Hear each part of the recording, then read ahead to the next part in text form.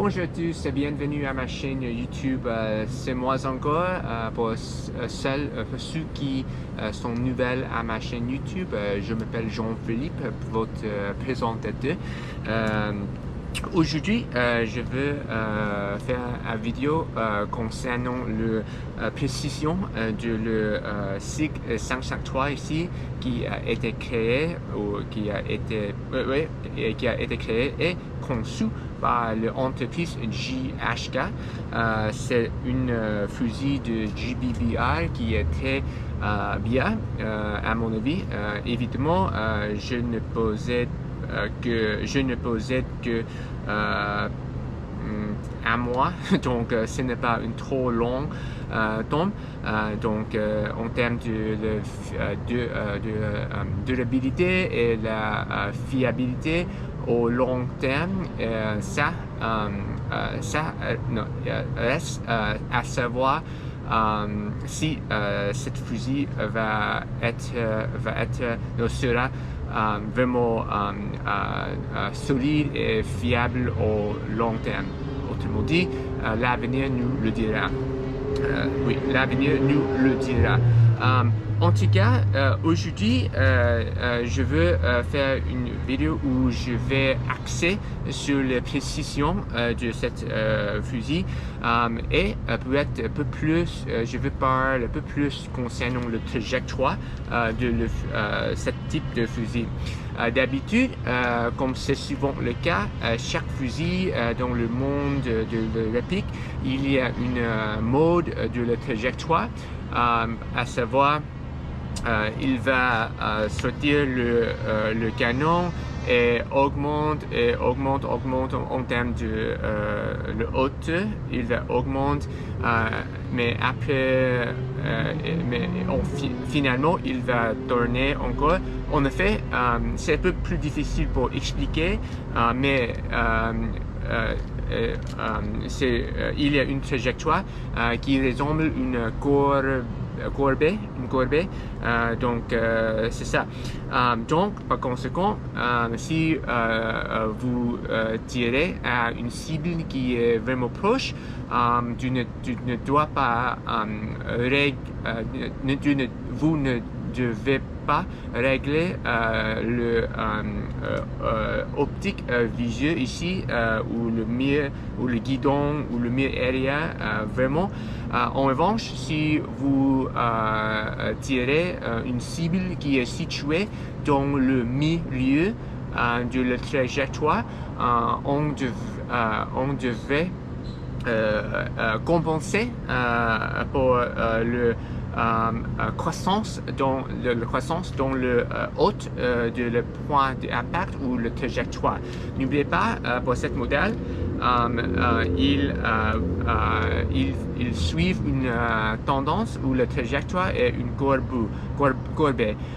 Donc, juste pour à savoir, par exemple, dans cette image ici, j'ai regardé et j'ai déjà testé le résultat est à 0 pied, à savoir si le cible est situé juste avant le canon ou la flamme, le cache-flamme ici. Évidemment, vous allez sans doute tirer où le point d'impact va toucher un peu bas, à savoir il va toucher le point d'impact à peu près 3 pouces en bas. En revanche, il y a une ligne qui augmente de plus en plus la distance de plus en plus. Donc à 10 pieds de cible, le point d'impact est un peu moins en bas, mais néanmoins on doit compenser juste un peu petit, parce que si vous ne compensez pas le fusil à une distance de 10 le point d'impact va toucher juste un peu plus bas et vous pouvez, vous risquez de rater le cible. Donc c'est ça.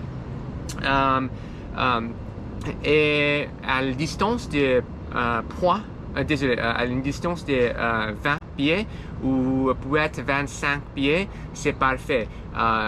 Autrement dit, le point d'impact va toucher exactement où vous pouvez viser avec le optique visueux ici. Donc on ne doit pas compenser ou bouger le canon ou le fusil pour compenser pour le décalage dans le point d'impact.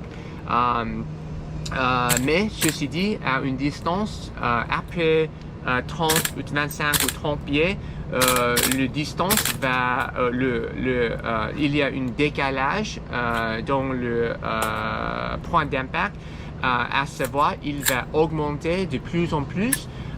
Donc aujourd'hui, dans cet instant de tir, je vais tirer à une cible qui est située à peu près 40 pieds. Donc à cette distance, j'estime que le point d'impact va décaler autour 4,5 ou 5 pieds, non désolé, 5 pouces, désolé, 5 pouces. Donc par exemple, si j'ai tiré ici avec l'optique visueux ici, c'est une point rouge. Une visée point rouge ici. Si je visais ici, ou si je dirige le fusil ici, tout le point d'impact va sans doute toucher à peu près ici.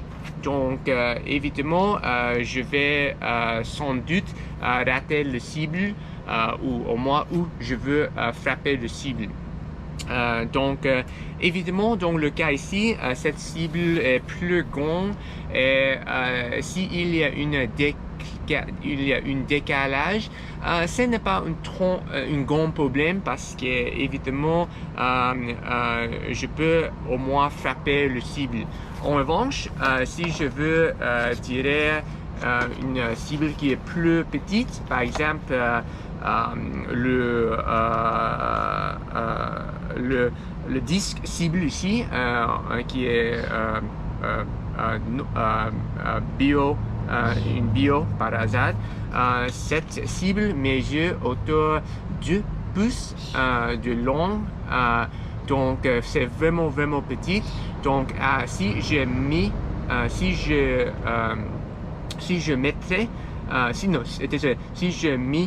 cette cible ou cette disque cible à une distance de 40 pieds, il faut que je compense le visuel optique point rouge si je veux augmenter le chance que je peux frapper le cible à cette distance. Donc c'est ça. Et bien sûr, aujourd'hui, je vais essayer de frapper cette cible avec le fusil ici. Évidemment, je vais utiliser le cartouche de Swiss Arms. Ça tombe bien. Quelle bonne coïncidence, ou quelle belle coïncidence que le marque Swiss Arms ici est le même entreprise qui fabrique, qui a bâti le fusil ici, le SIG 503. Donc c'est très bien. Donc aujourd'hui, tout d'abord, je vais démontrer le résultat pour cette je vais démonter le décalage de cette fusil à une distance de 40 pieds, et deuxièmement, je vais démontrer le groupe de taille pour cette fusil à cette distance. Et bien sûr, je vais utiliser le bille qui pèse 0,25 ou 25 grammes ici, avec le cartouche de Suisse arme ici. Donc c'est ça. Et enfin, vers la fin de cette vidéo, je vais tirer cette cible qui mesure juste 2 pouces en long pour démontrer la capacité de cette fusil. Bon, on y va. Avant de commencer ce test, je vais calibrer le fusil tout d'abord. Évidemment, aujourd'hui, je vais utiliser une optique visuelle de Monstrum. C'est une type de optique, c'est une genre de optique visuelle point rouge, mais avec la capacité pour agrandir le vue 3 fois. Donc, et bien que je viens de dire que je viens de dire que c'est une optique visuelle point rouge. Et il y a 2 types de lumière dans la dédane, rouge et vert. Donc c'est ça. Mais maintenant, avant je commencer cette avant je commence cette test, je vais vérifier la capacité, ou désolé, le point d'impact et tous pour cette fusil.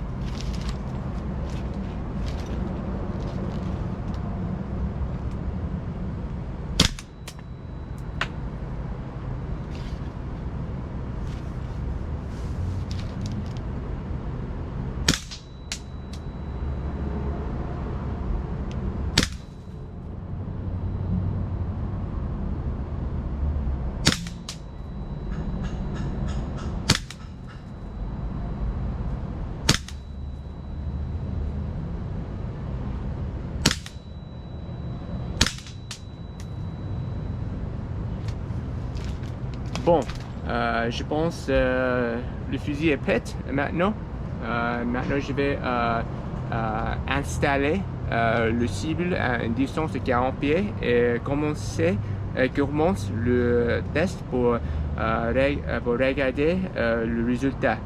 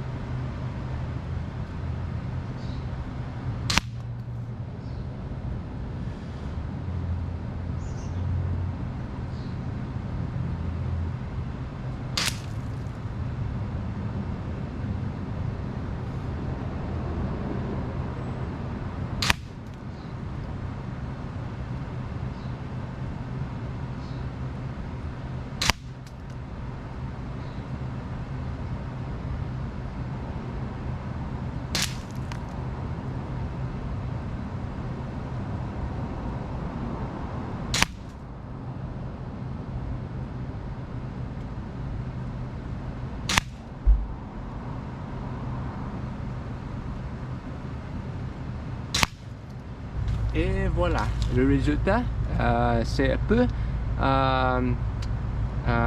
pas vraiment régulièrement en termes de point d'impact. Le groupe de taille n'est pas vraiment régulièrement, avec tout le avec ce quoi je me attendu. Mais néanmoins, le groupe de taille n'est pas le meilleur Donc c'est ça. Maintenant, je pense je peux essayer de tirer le cible ou le disque cible maintenant. Mais tout d'abord, laissez-moi regarder le résultat. Voilà. Donc malgré le fait que j'utilise une visu optique pour viser, j'ai visé ici des points d'impact partout. Donc ça c'est un grand groupe de détail. Pas vraiment bonne précision pour cette fusil à 40 pieds ici. Donc j'espère avec cette groupe de taille, j'espère que la précision est assez bonne pour frapper une cible qui mesure juste 2 pouces en taille.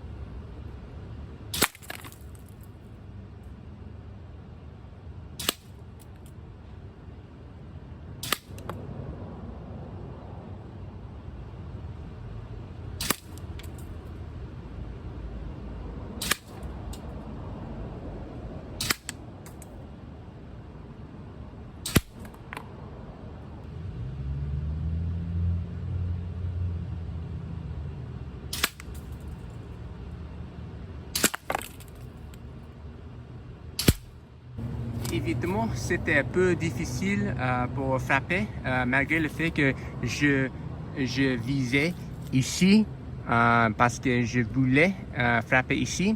Je pense que j'ai tiré un peu trop haute, donc ça est très clair avec le point d'impact qui frappe le cible en papier, en carton derrière de cible, de 10 cibles ici.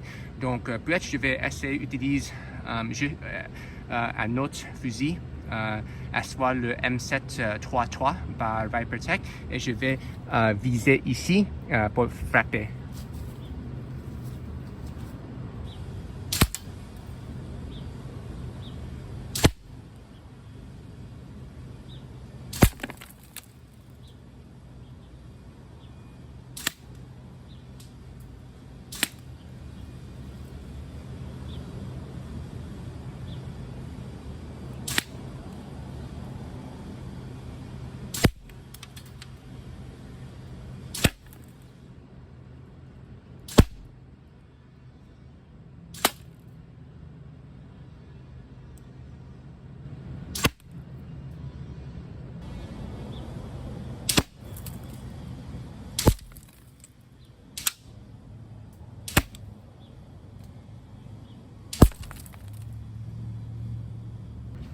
Et voilà, donc évidemment c'est vraiment difficile pour frapper le cible, donc c'est ça.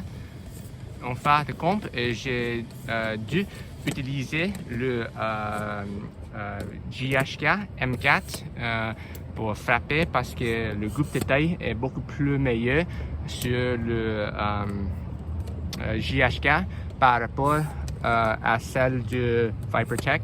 Donc voilà.